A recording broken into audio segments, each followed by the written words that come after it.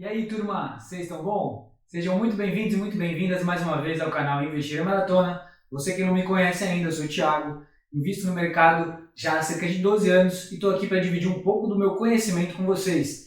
Então, já clique em se inscrever para acompanhar tudo que a gente cria aqui e você que está acostumado, já deixa aquele gostei na confiança, que hoje a gente vai falar sobre um REIT muito interessante que a gente acompanha há algum tempo, de um setor bem interessante que existe nos Estados Unidos, um setor bem grande lá, não é muito comum aqui no nosso país, mas lá é muito comum e as pessoas utilizam muito esse tipo de REIT, que é o Public Storage do código PSA.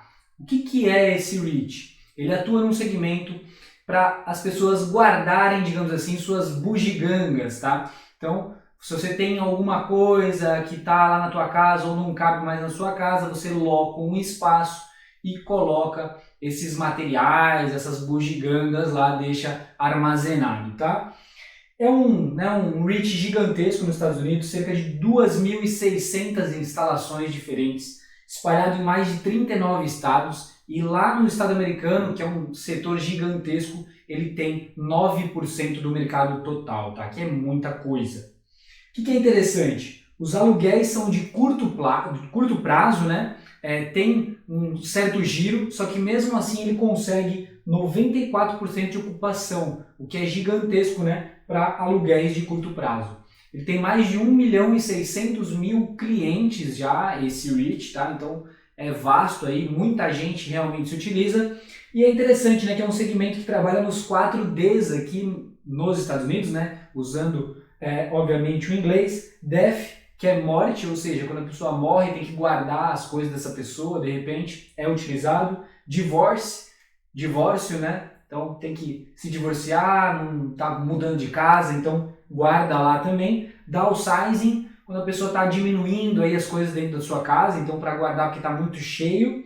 E dislocation, quando está num período aí de mudança, né? Tem que deixar por um período curto alguns materiais alocados. Então, são os 4Ds.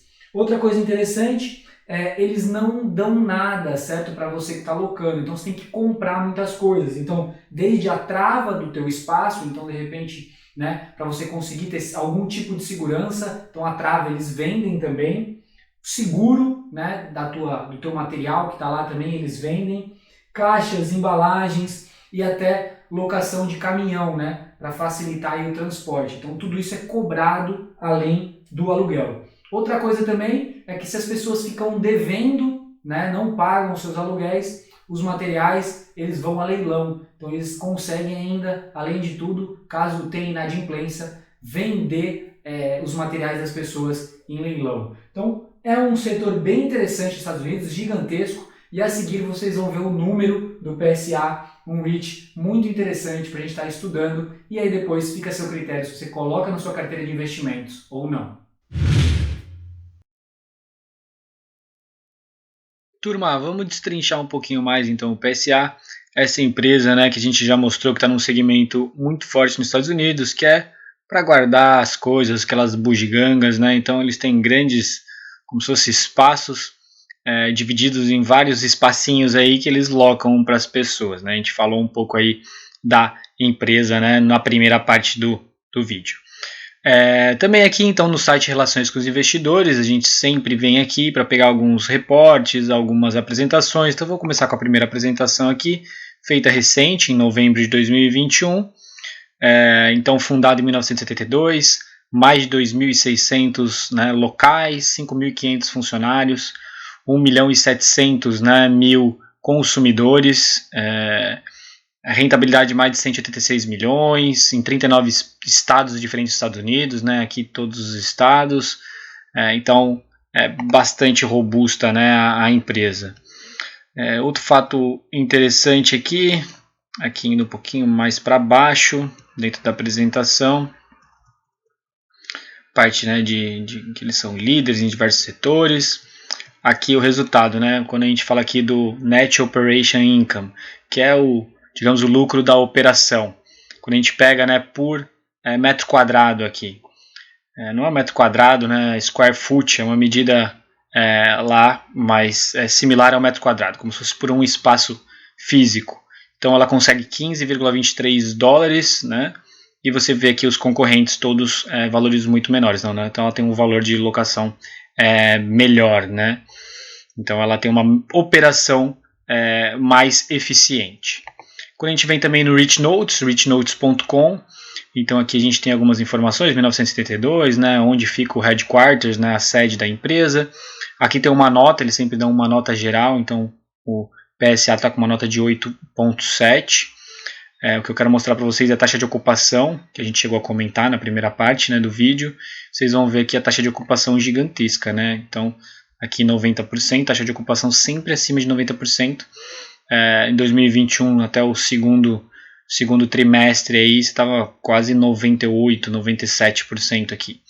Então, uma taxa de ocupação muito alta para esse tipo, né, de locação, que são locações de períodos curtos, sem muitas multas contratuais. Então, mesmo assim, eles têm uma taxa de ocupação assustadoramente grande, né? Vamos dar uma olhadinha no Fundamentei. Então, aqui no Fundamentei também um pouco mais das mesmas informações que a gente já viu, né, de ano, E aqui o quanto que foi o retorno para o investidor, a gente sempre gosta de dar uma olhadinha, né? Então há 10 anos atrás custava $125,50 e hoje está na casa dos $327,15, né? Então sim, entregou bastante resultado para os acionistas nesses últimos anos. Aqui um pouquinho dos números, a receita, né, crescente, EBITDA vinha uma crescente aqui 2019 2020 teve uma queda, a gente vai falar um pouco sobre ela.